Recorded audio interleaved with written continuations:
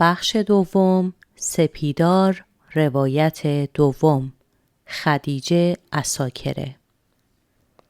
برخورد اول. رفتم رئیس اندرزگاه را راضی کنم تا اجازه بدهد شب عید ماهی قرمز داشته باشیم.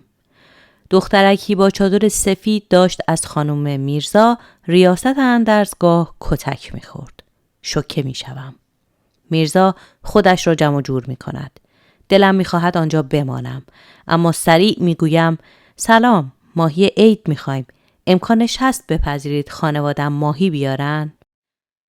جوری که انگار بخواهد سریع دست به سرم کند و درگیری را از سر بگیرد میگوید سپیده چه کارت کنم دیگه؟ باشه، بگو بیارن سالن ملاقات.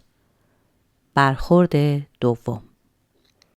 موقع ظرف شستن در سرویس بهداشتی وقتی که لجن بالا زده دارم دست و پا میزنم ظرفهایم را بی آنکه به گوه کشیده شوند بشورم.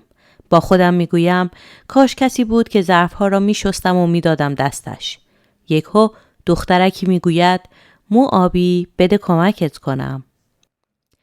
همان دخترکی بود که در دفتر ریاست اندرزگاه ایستاده بود، چک میخورد و من برایم عجیب بود که مگر چه کرده.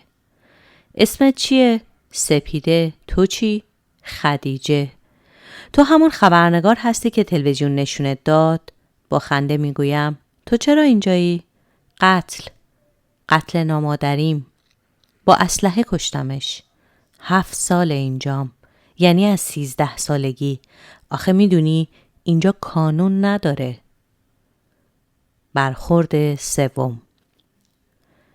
با ماهیم دوان از سالن ملاقات میآیم بند. بچه ها ماهی آوردم.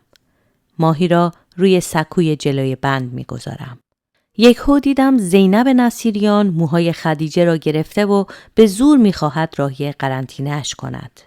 زینب یکی از زندانی هایی است که زندانبان برای سرکوب زندانیان اجیرش کرده. قوی هیکل و پرزور. میپرم وسط ببینم چه شده که دعوا بالا میگیرد. افسر نگهبان به بند 3 و 4 با انگشتش اشاره می کند که حق درگیری دارند.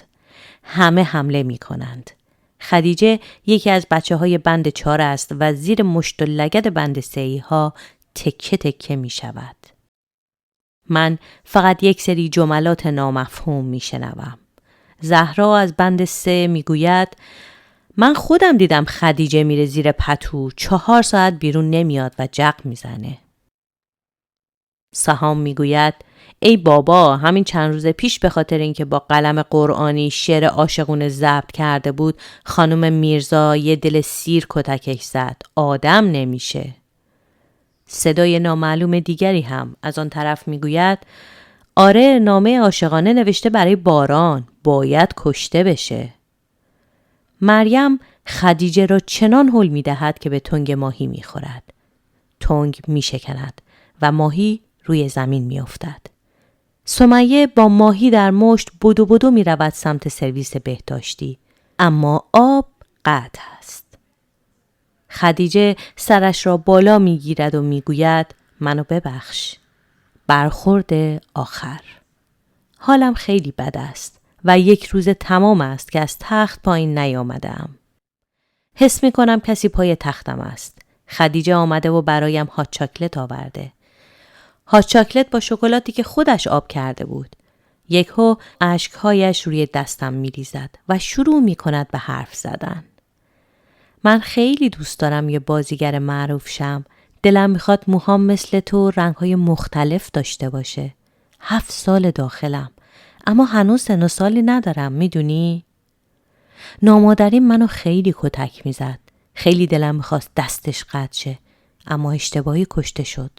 اینم دادنامم. الان همه فکر میکنن بهت نامه عاشقانه دادم. باز لهم میکنن. خیلی عاشقتم سپیده. پایان روایت دوم.